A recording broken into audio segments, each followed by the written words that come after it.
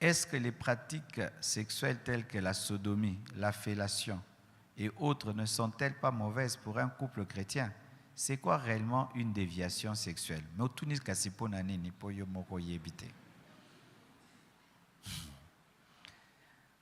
Voici. Qui a moins de 10 ans, 18 ans, lève les mains. Moins de 18 ans. Levez les mains. Ah, vous avez tous plus de 18 ans? Ok. Ah, ben, moi j'avais 15 ans, je connaissais tout ça. Hein? Et je crois qu'en ces temps-là, il n'y avait pas l'Internet, mais on connaissait déjà beaucoup. Donc aujourd'hui, c'est sûr que ces jeunes de 15 ans, ils connaissent plein de choses. Voici d'abord la définition de ce que vous dites.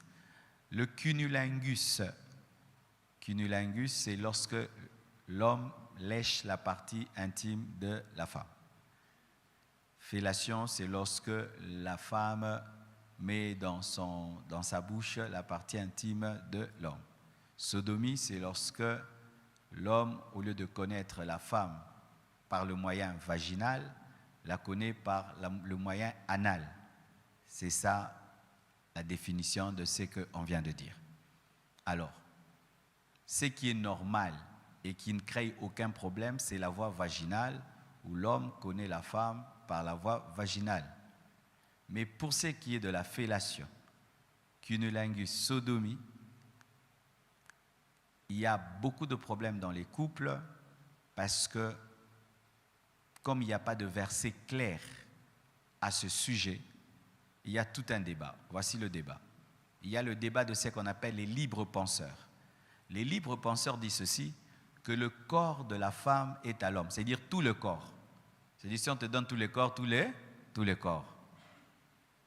Et eux, ils disent que l'homme et la femme dans le mariage peuvent tout faire tant qu'ils ne se font pas mal et tant qu'ils ne se donnent pas des microbes.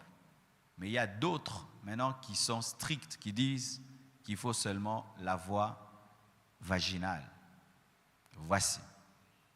Dans le domaine du mariage, on ne peut pas venir ici dire « faites ceci, faites cela, faites ceci ». C'est de telles questions, on y répond au bureau. Amen. Ça se répond au bureau. Mais voici ce que je peux vous dire de manière générale. Tout ce qui n'est pas le produit d'une conviction est un péché. C'est-à-dire quand tu fais la fellation, le cunnilingus, la sodomie, après tu demandes pardon, donc ta conscience te reproche, c'est un péché, ne le fais pas. De deux.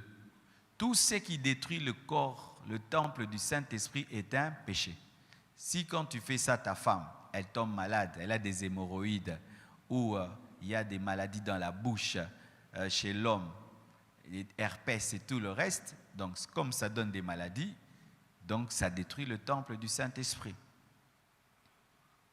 Aussi. Tout ce qui se fait en imposant à l'autre. L'autre ne veut pas.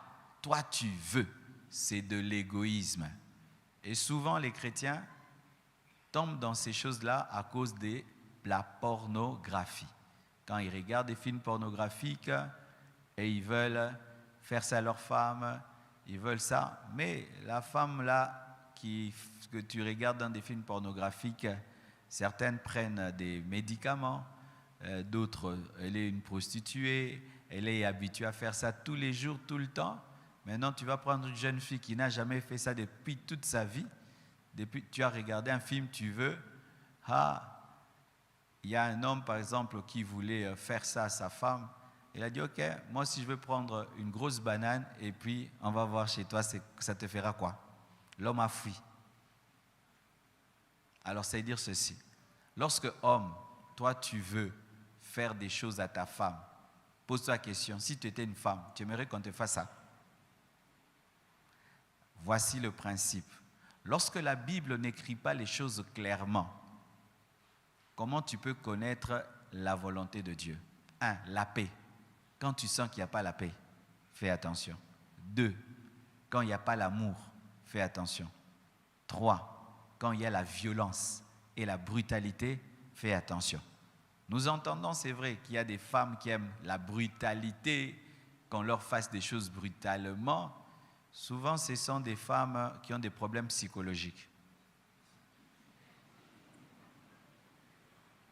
Ouais, quand l'homme est doux,